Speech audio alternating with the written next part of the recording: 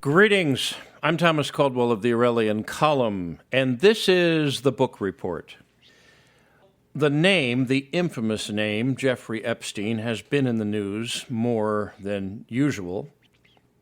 People keep talking about the Epstein list, the Epstein client list, et cetera, but very few people have ever delved into this particular topic.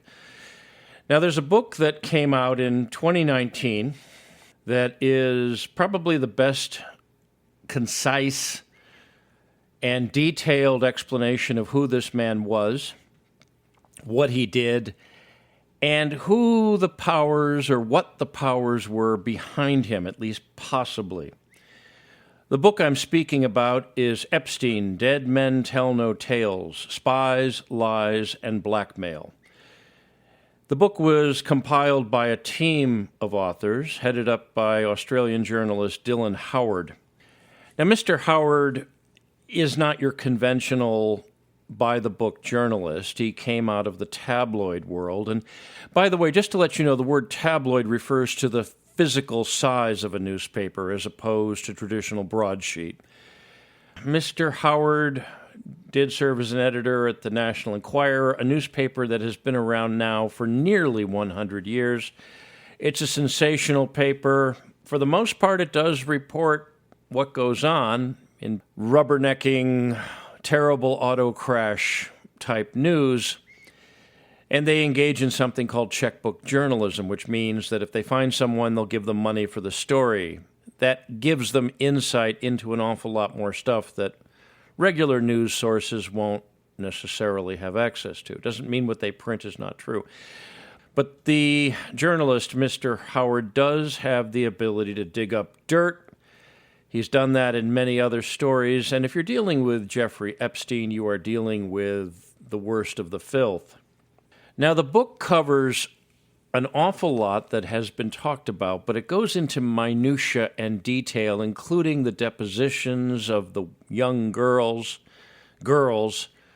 who were part of his sex trafficking operation, and some of his alleged customers, including Prince Andrew, the brother of the current King of England.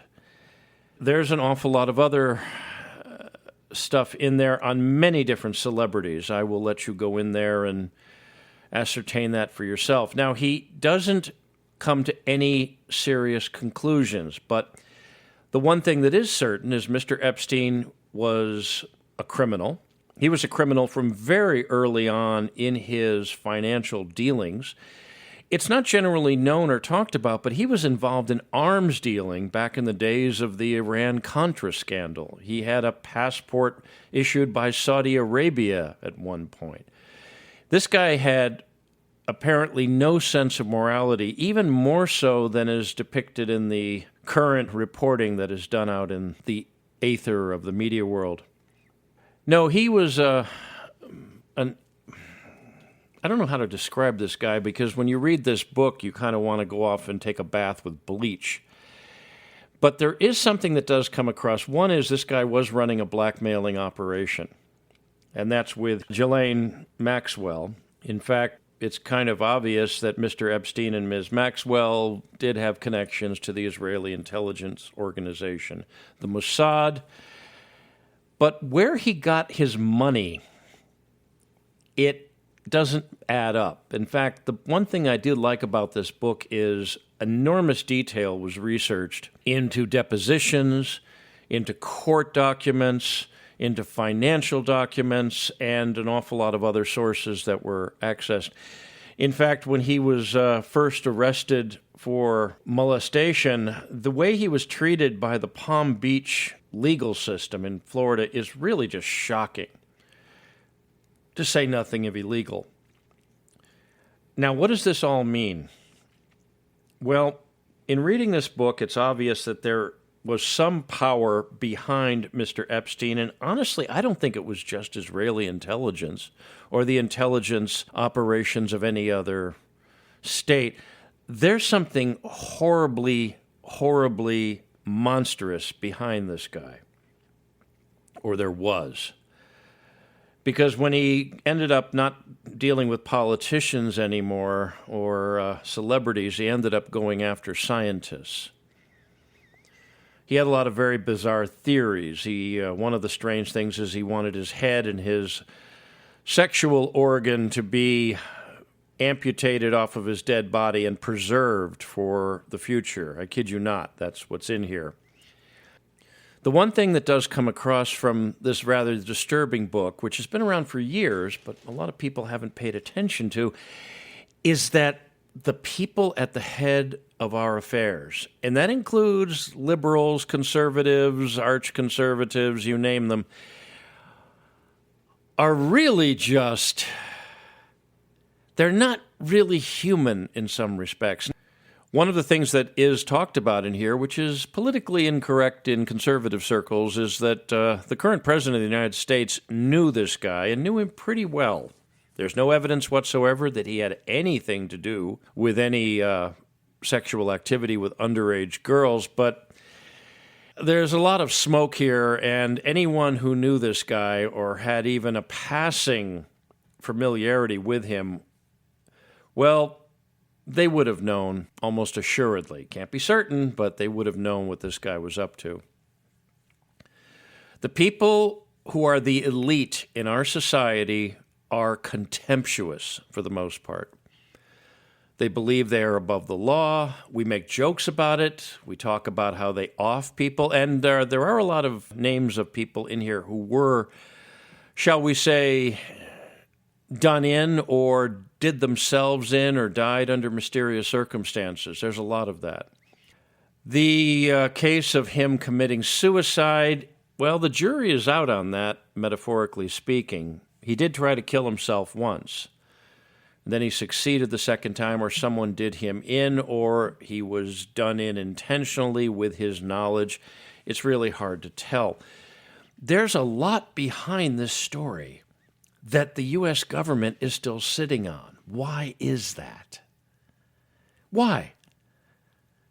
And the only explanation is that those in power have a lot to lose. This is the very filthy tip of an even more filthy iceberg that is floating under a sea of scum. I don't believe for a second in reading this book that what Mr. Epstein was involved in is not very widespread, or it's being still done, or that the U.S. system of government is not run on money, and it's not really run, certainly, on the will of the people. In reading this and reading some of the assessments, the U.S. system of government is run by blackmail. And it has been for some time. We've all heard the stories of the FBI director, J. Edgar Hoover, blackmailing the Kennedys over their rather indiscreet indiscretions. There's even talk about an app. I'm not going to mention the name of the app. It's mentioned in the epilogue of the book.